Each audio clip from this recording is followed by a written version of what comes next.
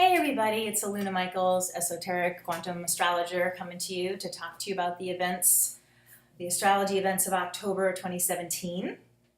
And so today is the 4th, and just one quick thing is that the planet Jupiter, which is going to change signs, and we'll talk about that, Jupiter is opposite Uranus right now, and Uranus is a lot of energy and a lot of chaos sometimes, a lot of excitement.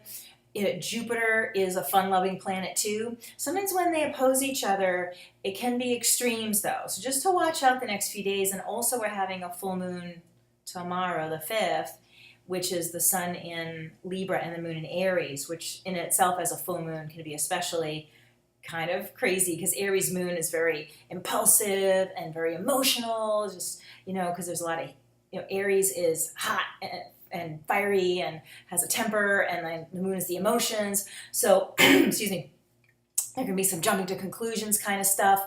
And Jupiter is like, my idea and the way things should be, and it can pair up against Uranus and be like, grrr, And so having the full moon with that Jupiter-Uranus can be, it's a little bit like agree to disagree, especially in relationships, because oppositions in general are about relationships, you and me, and even if it's opposite, like here we are interacting, it doesn't have to be we're opposing each other, like don't get along.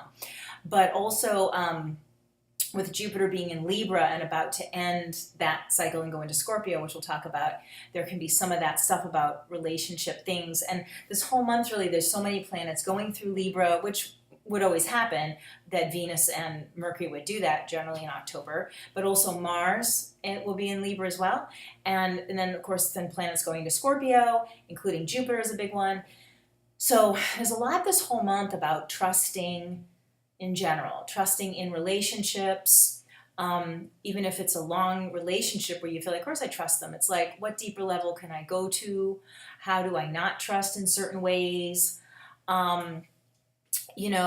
There's something about being, Libra is definitely, we're in relationship, but sometimes it's an air sign. So it's like the idea of relating, and then Scorpio is more about, we're in a relationship, like we are becoming one. And that can be, so Scorpio can cool off to sort of give me some space, even though we're merging, and it's the threat to the ego and a threat to the individuality that you're merging so deeply, so intimately. So there can be a lot of observation about how you are in relationships, it's friendships, work things, romantic things, the relationship with yourself even, like, I just been rereading The Power of Now, and the idea of like the silence that he talks about is very kind of a scorpionic idea of like this big silent space that everything comes from. It's sort of nothing and everything at once. It's a Scorpio idea. So with Jupiter going to Scorpio, about how can you sort of trust that stillness within yourself instead of distracting yourself, staying away from the depth within yourself. So a lot of this Libra Scorpio dance during this month is a lot about that. Like, how do I get closer? How do I take more layers of the onion off and take down some walls, and who are the right people to do that with, where it's safe, and where do you need to be more cautious, and do you expose yourself to people that aren't as safe, and you need to put your safety exposure things over here, and then how do you get even more intimate within your own self, by yourself, with yourself. So that, when we're talking about the full moon and Jupiter opposing Uranus, it can be some, like a theme can come up about, where I tend to maybe push someone away or feel like I want you, I don't want you, and Jupiter can also be, the Jupiter-Uranus part can be ideas you want to break through. And it can be an aha moment too, because both Jupiter and Uranus are kind of about liberating your mind and coming up with new ideas, and and again having insights into why you're not having the relationships you want or why you don't enjoy yourself in the moment, or why do you poop on the moment you're having and somehow, or just ignore the beauty in the moment and this can be part of a Libra Scorpio theme. Also, there's a lot of themes about money, and that can be another thing that's a good thing to talk about with Scorpio is self-sabotage, because kind of like that idea of you want the relationship and then you sort of push it away because it's, you know, making you be more than you are. And it's like, but I want to be me, and you know, and Scorpio wants to merge and throw itself into that, and then it's terrified to at the same time. That can be the same thing with money and the self-sabotage patterns that can come up with Scorpio. So even looking at books about spiritual prosperity, looking at your own, if it's a debting, like a compulsion to create debt, and address debt to be able to clear it up, or your credit, the idea of even paying people back. Do you owe people money, or do you owe people, this doesn't sound sort of tit for tat, but you know, people that are good to you, it's like, do you let them in? Do you receive gifts from people? And do you feel then there's a cycle of generosity towards them? And just being able to be open to receive is a big Scorpio theme, especially receiving from the universe about financial abundance. So looking at those issues too, and how you limit the way life wants to give you good stuff. So speaking of Jupiter then, Jupiter has a 12-year orbit. It goes in the sign once a year, stays in there for a year. So Jupiter's wrapping up being in Libra and going into Scorpio on the 11th of October.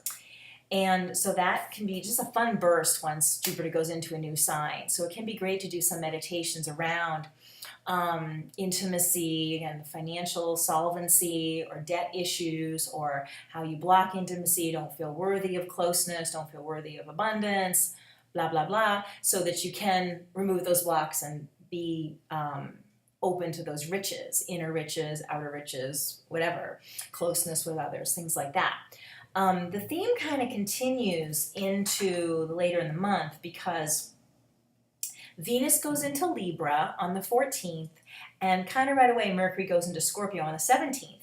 So Venus in Libra, and then, and Mars goes into Libra on the 23rd. So we've got 2 planets going into Libra, and 2 planets going to Scorpio. And so that idea too with just the Mercury going to Scorpio, and you know, Mercury and Venus stay in a sign for like a month, and Mars like 2 months, so it's not a huge deal, but it's a theme when you put it with that, the Jupiter going out from Libra going into Scorpio. So when you want to think about, okay, Venus and Mars in Libra is really about relationships, and the patterns you have in relationships, and the ups and downs in the relationship, and even it can be how you watched your parents interact, or predominant people in your life that were in close relationships, and how that, or even societal expectations of like, you know, men or women or love stinks or whatever, that kind of theme can be up. And then the Mercury in Scorpio is very penetrating and very insightful, of course, and Mercury is your thinking, so you can see into those patterns, especially because Jupiter, again, just went into Scorpio, and go, that's where I do something, you know? And it can be the tiniest thing, but it's, and it's not like you're beating yourself up, like, oh, this little thing I did, but it's like, this little thing is a cornerstone piece, like just the theme of why I do that, how I do that, that someone gives me a compliment and it's like, you know, it's nothing or something. It's like, how does that limit your ability to feel joy in life or something? You know, so you could blow it up to be, this impacts me. Or if you say something, you know, I don't know, to pick a fight with someone on a very subtle level to kind of hold them at bay. You go, wow, like I do that all of these areas of my life. And then I create contentiousness where it doesn't need to be, you know, because I'm afraid of, again, the peacefulness. It's a weird theme with Scorpio. Before we discovered, well, this is a co-rulership, let's just say this, is a co-rulership between Aries and Scorpio. So there's that fight inside of Scorpio, which can feel unsettled by peacefulness. You know, so that's that idea of, you know, looking over the abyss and wanting to fling over and become one with everything, but then it's like, you know, so there's a thing about wanting to surrender, but then the fear of surrender. So the quiet, like, it's like, is it better to have a relationship where all this stuff goes on versus just having a relationship that you're enjoying and you're being with each other, and that like that's not enough. I have to make something happen, you know, and that could be a fight or a little, you know, and it's like, how do I do that in my relationships or even with yourself? We're talking about that intimacy within yourself.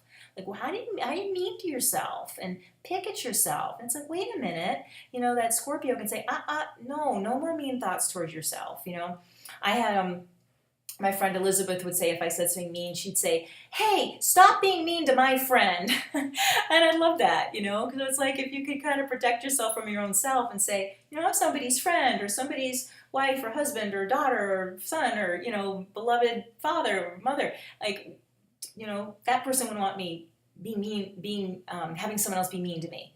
And it's like, I'm going to make sure I'm not that person who's being mean to me.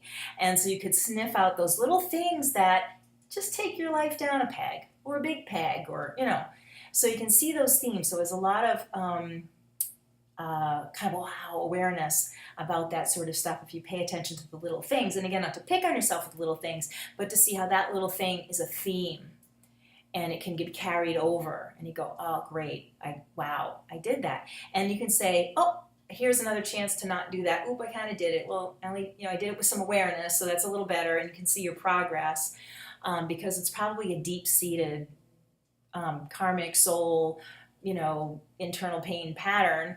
And it's like, yeah, that's going to take a while to completely clear it out. So just bringing awareness to it, observing yourself doing it, apologizing when you do it, letting someone you love know, hey, I'm working on this part of myself. And if it comes up, let me know, or just know that I'm aware of it. And you might apologize, oh, I did that thing, you know, and the person's like, great, like we're growing together, or I see you, you know, being kinder to yourself or whatever. So you have a friend maybe who is your sort of buddy about not letting you pick on yourself.